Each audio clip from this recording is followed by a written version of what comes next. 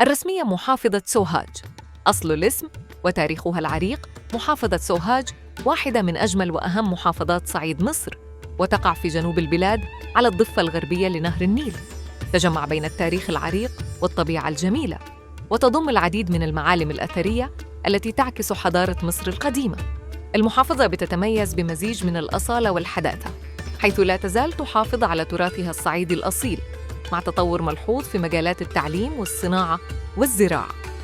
سبب تسمية سوهاج اسم سوهاج ليه كذا تفسير، وأغلب الروايات بتقول إنه مستوحى من أصل عربي أو قبطي الرواية العربية.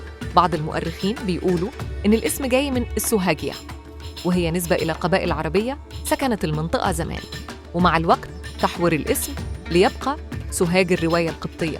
في رأيي بيقول إن الاسم مستمد من كلمة قبطية قديمة تعني الخضرة والمياه، وده بسبب طبيعة المكان اللي بيحيط بيه نهر النيل والأراضي الزراعية الخصبة. الرواية الفرعونية: بعض الباحثين بيربطوا الاسم بكلمة فرعونية قديمة، لكن مفيش دليل قاطع على المعنى الأصلي في اللغة المصرية القديمة.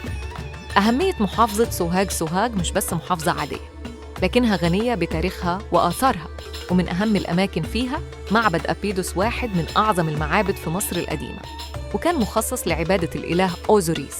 الجبانات الفرعونية زي جبانة الحواويش اللي فيها مقابر قديمة محفورة في الجبال نهر النيل بيقسم المحافظة لنصفين، وبيشكل شريان حياة مهم لأهلها. سوهاج بين الماضي والحاضر، رغم إنها محافظة تاريخية، إلا إنها بتشهد تطور في مجالات مختلفة، زي التعليم بوجود جامعة سوهاج، والزراعة اللي بتعتبر المصدر الأساسي للدخل عند كتير من أهلها، وكمان الصناعة اللي بقت ليها دور متزايد. أهم الآثار القبطية في سوهاج: محافظة سوهاج فيها عدد كبير من الآثار القبطية القيمة، زي الأديرة والكنائس التاريخية، وخصوصاً في مراكز سوهاج وأخميم. دير الأنبا شنودة، الدير الأبيض، موجود غرب مدينة سوهاج، وتأسس في القرن الخامس أو السادس الميلادي، واتطور في العصر الإسلامي، وبالذات في العصر الفاطمي على إيد الوزير الأرمني الفاطمي بهرام. الدير متأثر بالعمارة المصرية القديمة، واستخدموا في بناء الحجر الجيري، وعلشان كده اتسمى الدير الأبيض. دير الأنبا بيشاي، الدير الأحمر، على بعد 3 كيلومترات شمال الدير الأبيض، وتسمى الدير الأحمر لأنه مبني بالطوب الأحمر، متصمم على الطراز البازيليكي، وفي كنيسة للسيدة العذراء. الآثار الإسلامية في سوهاج غنية بالمساجد اللي ليها طابع معماري فريد، ومن أهمها الجامع العتيق الفرشوطي، بيرجع للعصر الفاطمي واسمه مسجد الفرشوطي. في لوحة عليها مرسوم من السلطان الغوري بخصوص الإعفاء من الضرائب لبعض الصناعات. مسجد العارف بالله ده أشهر مسجد في سوهاج، بيرجع للقرن الثامن الهجري، الرابع عشر الميلادي، وتعاد بناؤه سنة 1968 ميلادياً. جنبه مدافن للأمراء، وفيه قبر مراد بك جنب ضريح الشيخ العارف. مسجد الأمير حسن موجود في أخميم، بناه الأمير حسن سنة 1117 هو، ومساحته 648 متراً مربعاً.